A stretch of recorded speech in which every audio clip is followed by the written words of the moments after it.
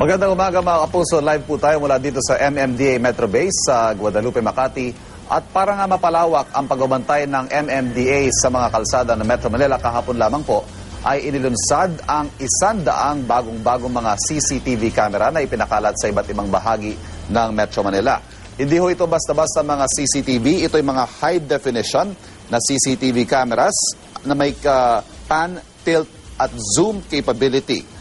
Karagdagan po dyan, meron pa ng speed detection, vehicle count, at facial recognition o license plate recognition capability. Malaking tulong po ito para sa papel ng ahensya sa traffic management, sa early warning system sa panahon ng tagulan, lalo na sa mga lugar na madalas bahain. Nandyan din ang emergency response at gayon din ang crime prevention. Sa 100 CCTV, 18 rito ay inilagay sa kahabaan ng Commonwealth Avenue. 56 ang nasa kahabaan ng EDSA mula Monumento hanggang Taft Avenue. 14 ang nasa Aurora Boulevard mula Recto hanggang Santolan. 8 ang nasa Espanya at 4 sa kahabaan ng Quezon Avenue. At para sa karagdagang impormasyon, kaugnay ng mga bagong CCTV camera ng MMDA, makakausap po natin si Attorney Emerson Carlos, AGM, Assistant General Manager for Operations ng MMDA. Magandang umaga po. Morning, Ivan. Okay, ito hong nandito tayo sa Metro Base, dito ho pinoproseso ang impormasyong nakikita natin doon sa mga CCTV camera.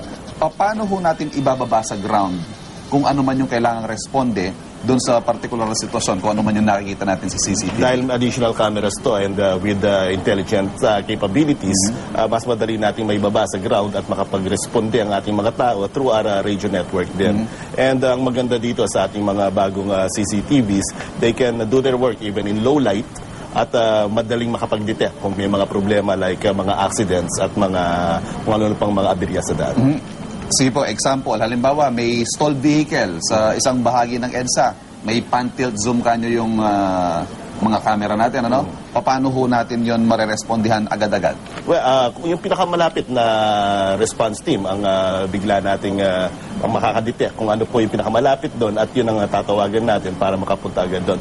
So in the shortest possible time, meron tayong response na pupunta doon sa insidente.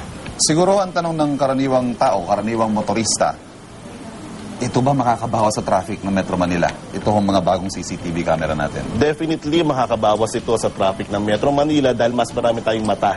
Mas marami tayong malaki ang coverage natin, nakikita natin. So overall talaga, nakikita natin yung general picture sa daan at madali tayong makapag-respond at malaman natin kung ano talagang problema ng mga congestion ng traffic. Interesado ho ko dun sa facial recognition at plate recognition. Ganun ho katindi yung zoom capability nito, no?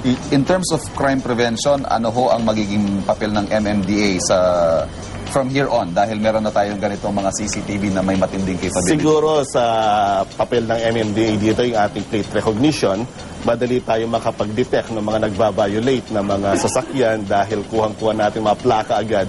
And itong mga plaka na ito ay nai-store agad sa database natin. At kung sakasakali man, meron din kasi itong speed detection. So makikita natin kung sino yung mga nagbabiolate ng mga speed limit at di na kailangan tayo nagbabantay pa sa daan na may mga daladalang mga speed guns. So dadaan ka lang dito, may tao man, may nagbabantay man o wala, kuha agad kung sino yung mga nagbabiolate ng babala speed siguro limit sa mga pasaway na motorista dyan sa kalsada, na hindi man kayo mahuli in real time, posibleng mahuli pa rin kayo dahil na-store sa database ang mga plaka ninyo. Yes, tama ito. Kitang-kita namin ito. At ito po, ibabala talaga sa lahat ng mga nagbabiolate, lalong-lalo na yung mga pasaway ng mga kababayan natin na dahil wala tayong nakikita mga enforcer sa daan, doon pa sila magbabiolate. Abangan natin kung sinong unang masasampulan, Attorney Carlos. Maraming salamat po sa inyo. Si Attorney Emerson Carlos, Assistant General Manager for Operations ng MMDA. At yan po muna ang ating ulat mula dito sa MMDA Metro Base. Balik muna tayo sa studio.